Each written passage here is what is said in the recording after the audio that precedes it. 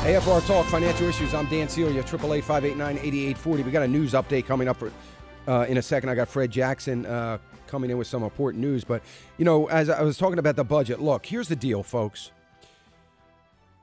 Congress, you understand the law, right? They have to approve a budget. They haven't done it since April 2009 when Harry Reid's decided to do it. Well, how's the government continue to operate without a budget? Well, we do it by way of continued resolution. It's a beautiful thing. For politicians.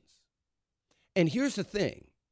Harry Reid, when he approved the budget last, 2009, when they actually voted on a budget and put one into law, the continued resolution is based on continued, right? Think of that word continuing or continued resolution on the budget that was last passed. Well, that was April 2009. That was filled with fat and spending because remember, that was the last budget that the democratically controlled House voted on. So we're continuing. We have a continued resolution to continue April of 2009's budget, and therefore we the people, have no real accountability or yardstick by which to measure where our tax-paying dollars are going. Remember what I said earlier, that the idea of passing a budget is so that the American people know, because we deserve to know, where our tax-paying dollars are going.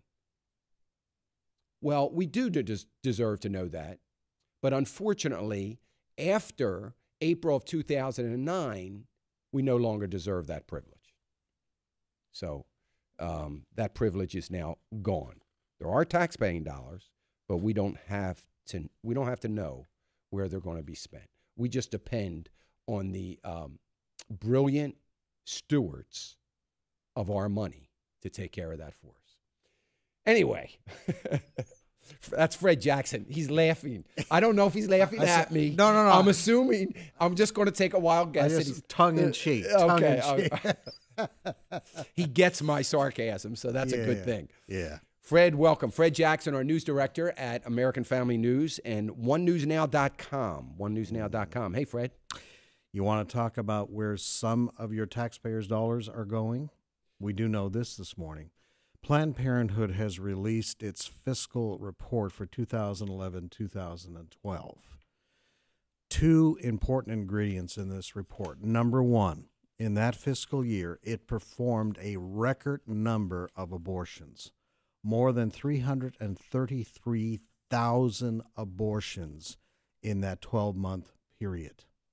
Wow. On top of that, now we've heard the figure before that Planned Parenthood gets about $360 million in federal tax dollars every year. But in that last fiscal year, in an analysis of that report, Planned Parenthood report done by the Susan B. Anthony list, a pro-life group, they have added the numbers. Last year, Planned Parenthood received more than $500 million in taxpayers' funding through Medicaid reimbursements, through direct grants, et cetera, et cetera. So the picture is this: more abortions than ever done by Planned Parenthood with the help of more taxpayers' money than ever. It's unbelievable.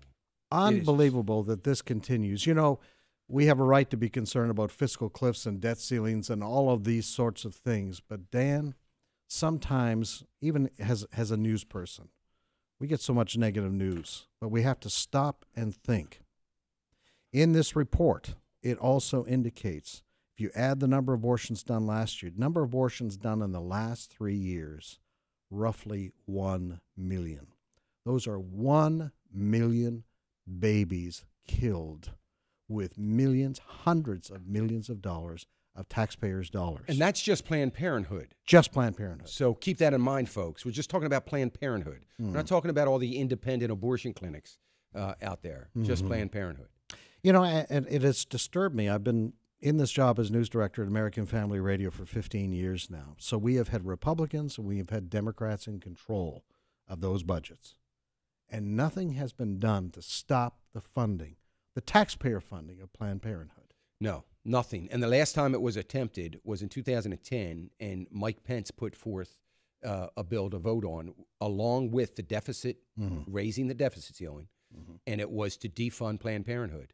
And there was a whole bunch of Republicans that, we can compromise on that. We'll take that out. I can't understand it, Dan. I can't understand. Now, in the Republican platform, it says it respects all human life from conception on.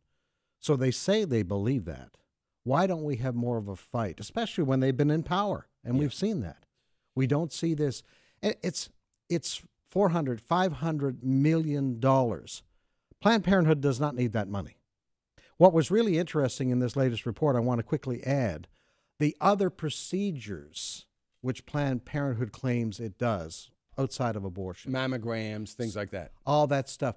The numbers of those procedures went down. Now, keep that in mind. They say they use the federal dollars for this other stuff. Well, those procedures went down. Abortions went up with more taxpayer funding than ever. I tell you what, we ought to be talking to our members of Congress about this. Everybody's talking about in Washington, that we've got to do something to cut the budget. Why not? What a great place to start. What a great place to start when we're commemorating Roe v. Wade this month. Let's start with Planned Parenthood month. Because Republicans are as quick as Democrats in saying, it's only $500 million. I know. They don't grasp the concept that it takes a lot of crumbs to make a loaf. And we need to start eliminating, just like we would in our household budgets. We start with everything. We don't say, it's only cable TV. It's only $100 a month or whatever cable is. It's only $100 a month. We look at everything, and it all adds up to something that we hope is going to be big enough to have an impact. They refuse to do that. And it's just they write it off because it's only $500 million. And it is a shame. And the real rub is that you and I and evangelical Christians around the world are paying for this. Yeah, we're paying for something. It's why I get frustrated, Fred, when I talk about about a biblically responsible investing. How we continue to invest in the very things that we despise and that we know that God hates. Yet we invest in those things, and it is just pathetic. And we need a campaign like no other campaign of dealing with these issues. Can they please? And we need to ask our representatives, folks. Can you please stand for something? Just stand for something.